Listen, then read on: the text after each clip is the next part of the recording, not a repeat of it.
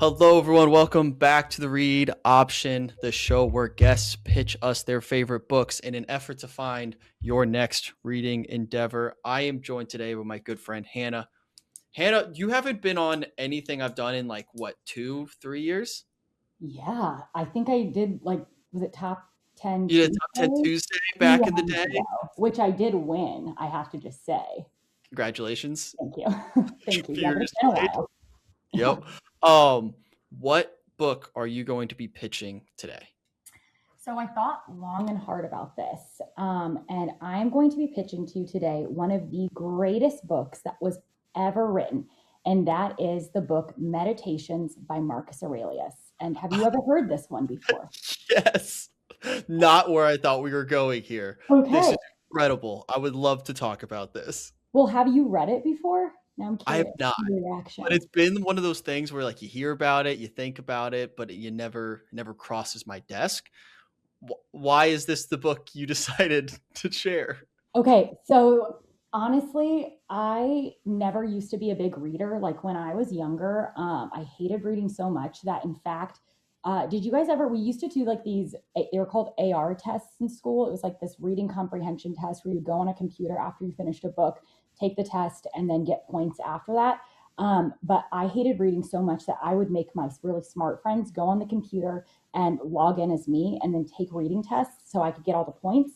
But then my mom, who was a teacher, would go on and look up and see that I had read all these very complex books. And she's like, that's not Hannah. Like, Hannah's the kid reading Junie B. Jones still. Like, that's not her. And so I just really never enjoyed it. And then when I got into college, I just really, really enjoyed reading more of like the self help type books and psychology, especially like books that focus more on like entrepreneurship. That was something that always intrigued me, which then kind of flash forward today, I own a photography and videography business. And so it's always been something that just in the background I've loved learning and growing and understanding.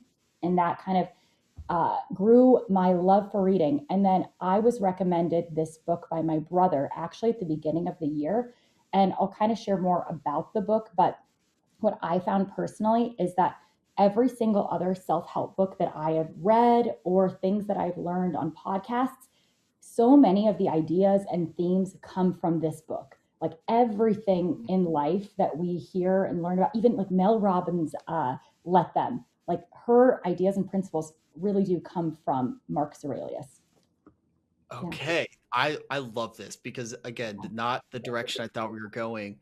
So you would categorize this as probably a self-help? That would be the genre, So I probably? would say it's more philosophy, and Yeah. you could argue self-help. But yeah, and the craziest part about this is that it shouldn't even exist. These are actually the personal journals of Marcus Aurelius, and he was a Roman emperor, and he also is like one of the most famous philosophers when it comes to like Stoicism. And so he died, and I think there's actually still some debate on how these ended up getting published, but these were his, it's like his diary. Like imagine you die and someone grabs your diary and then just Nightmare. publishes it. Like, isn't that insane? It's a nightmare. It's Yeah. it's a nightmare. Nightmare. And Oh my now god. everyone's talking about it still. Yeah, I'm like, if mine got out there, I don't think it would be as insightful as like his at all. But yeah, someone read it and thought the world needs to see this. And so it got published, and now the book that I'm specifically talking about is the new translation. So the cover is going to have like a red bird on a feather. That's the one you want to read. It's Okay. modernized for us to understand today. But the way the book is written, it's essentially split into 12 different books, is what they're called, which are basically just chapters. But each book is so insightful and kind of just teaches you how to live a better life day to day, how to not, get angry, and just a bunch of different things. Yeah. Okay. So there's a lot of different ways I want to take this conversation, but when you're reading this, how would you suggest someone attack a book like this? This is a book that I feel like comes up even in like just media. I hear Yeah. movies talk about this. I feel people again on podcasts are always referencing it. How should someone attack this? This doesn't feel like a sit and binge read it in one night type of book. How Yeah. would you kind of break it up if someone's buying this book for the first time? What should their approach be? I love that question because that's part of my favorite part of this book is I will say there's a foreword at the beginning of his journal entries, and that's more just about, the history of Marcus and goes a little bit more in depth. Personally, I thought that was kind of a snooze fest and didn't think it was necessary. Now, a lot of people will argue that it's really, really helpful and insightful to know the history and where he came from and all of that jazz, but I didn't love that. I read it, but you could definitely skip that if that's something that bores you.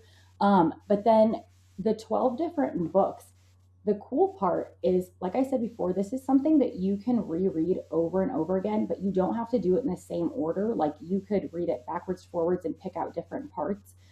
So, really, if you are someone that wants to start and read this, what I would recommend is actually starting with book number 2, because in his first book, that is more of his gratitude section. Like that is where you see him writing. He name drops basically everyone in his life and then writes like what they taught him.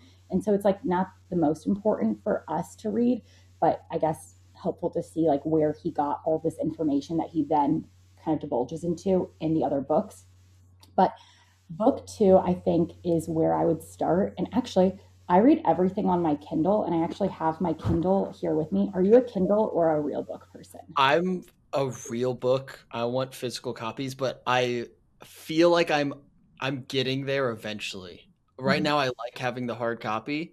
I could see myself eventually transitioning, but I have no ill will or disrespect towards the Kindle No, community. no, I totally get that. I was very anti Kindle for a long time. Like, I liked the idea of having the real book, but I will say this is kind of a segue, but having a Kindle just changed my life. One, books are so much cheaper. Two, you could have, like, it's so thin, you can just take it anywhere with you conveniently. And it's a lot easier to keep track of like things you highlight and want to remember. Um, but yeah, so Kindle sponsor me, I guess, first off. Okay. But one of the first things that he says in this is book 2 is that when you wake up in the morning, tell yourself that the people I deal with today are going to be meddling, ungrateful, arrogant, dishonest, jealous, and surly. So he's just like, just so you know, like you should just wake up and know that there's people in life that are going to be problematic for you. There's going to be people that will cut you off in traffic, that'll be rude to you. Like you should not be surprised by these things. And I think oftentimes as people, we get almost really angry and surprised and shocked that someone would do something to us. And I think his whole principle and philosophy too is just like that's going to happen in life. Like that's just what it is. And so we can only control ourselves and not the people around us. So, yeah. So the style that it's written in, is it as if he's talking to you, or is this like a self-reflection for him that you can just read and then take what you want out of it? Like how's that structure?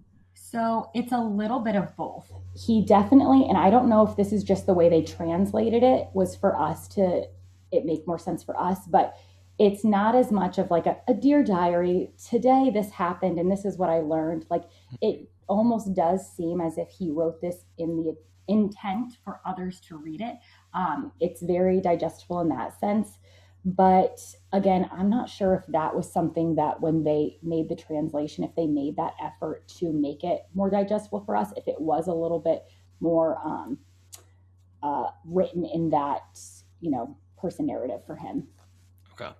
And then who do you think is the ideal reader for a book like this? Because it feels like you're not going to give this to a eighth grader and say, "Hey, figure this one out." Like No. who is this book intended for? So, I mean, honestly, I would say that if I was like a college professor, this would definitely be on my list of required reading for my class.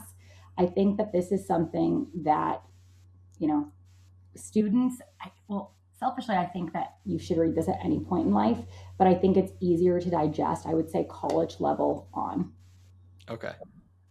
And then if someone were to push back and say like, I don't know if I want to sign up for like a self-help, maybe preachy type of book, what would be your rebuttal to something like that? Like, what can they get out of if someone's cynical and be like, I don't know if I'm looking for that type of book?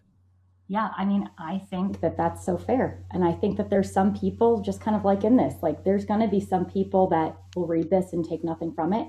There are some people that it's going to really hit hard, but I think the purpose of the book is that it was written intention for every type of person. Like this is the everyone book. I would almost label this as like the rule book, excuse me, for life. Like this gives such just basic principles and themes for how to live a good life and how to be a good person, how to help others, and then not get upset when other people are maybe not living that way and being okay with and accepting that.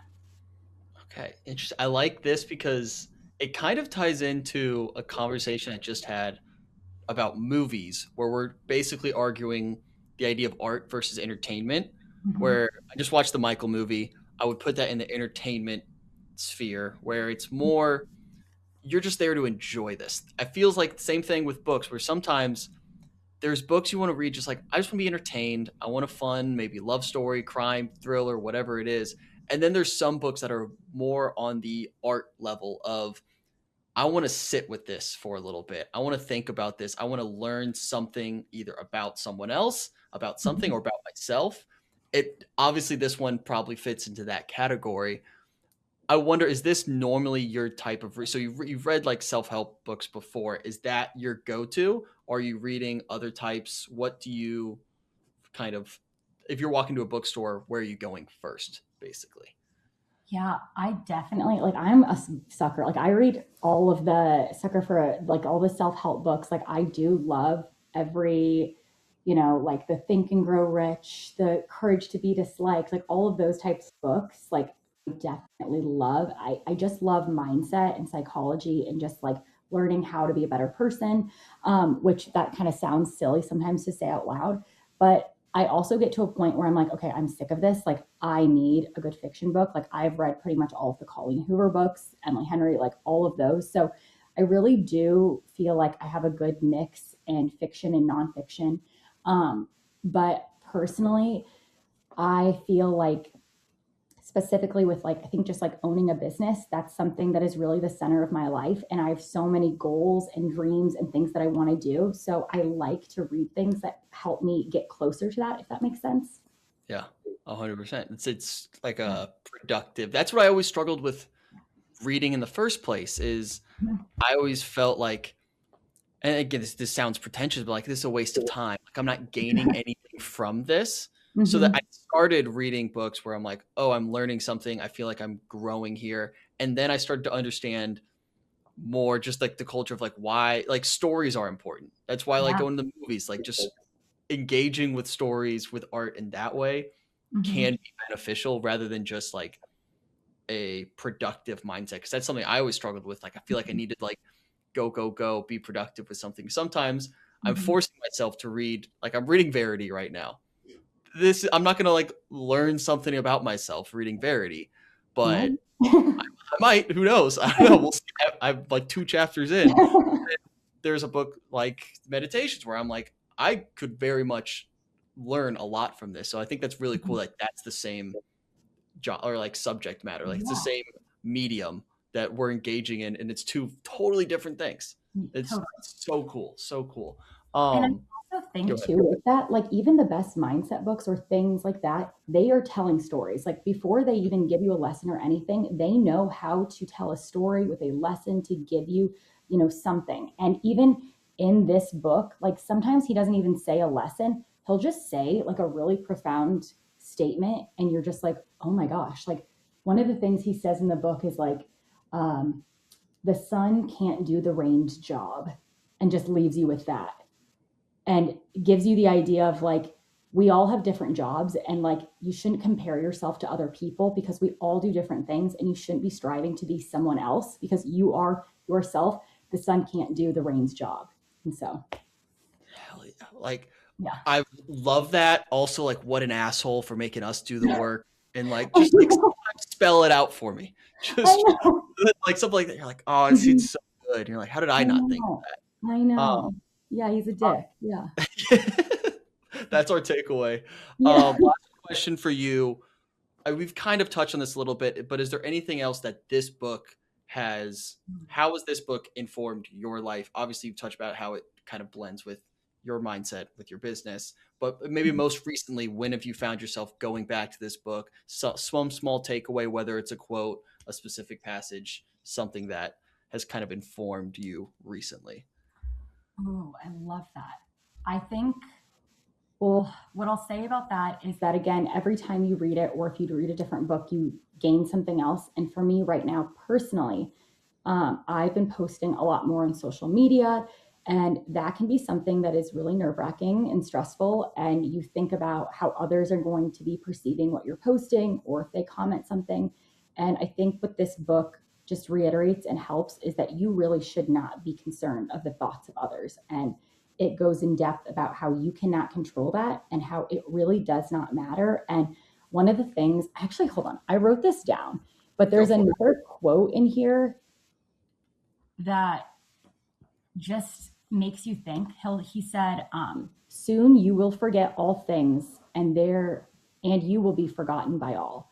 And just this idea of like everything that you know, like it won't exist at some point. Like it's not that deep. Essentially, It's not that's that. like the whole gist. It's not Yeah. that deep, and you shouldn't let other people put fear into you. If you want to do something, especially if you are doing something that you are passionate about and have drive, like do it. You shouldn't let that affect you. And I honestly, Wyatt, think that you are such a testament to that, because I feel like you are always doing something new and exciting and have, like, at least what appears on the outside, no fear in doing it. And I think that is so cool. Even this that you're doing right now, this new series and show, is so cool. And I am so proud of you. Oh, thank you. I appreciate Yeah. that. Seriously, that Oh, means a lot. Obviously, we've followed each other for a while, so it's cool to mhm. see what you're doing, stay up to date, and I'll be that all Thank that. So appreciate that. I think that's a great way to end it because I don't know how to take a compliment, but you. Thank you. Thank you for being a part of this. This is episode 2, you. so it's going to continue to grow. Anyone listening, if you have a book you want to pitch, or if you just have thoughts on meditations that you would like to leave, drop in the comments or shoot us an email and maybe have you on the show someday. But Hannah, thanks so much for joining today. Appreciate Yeah, it. thank you for having me.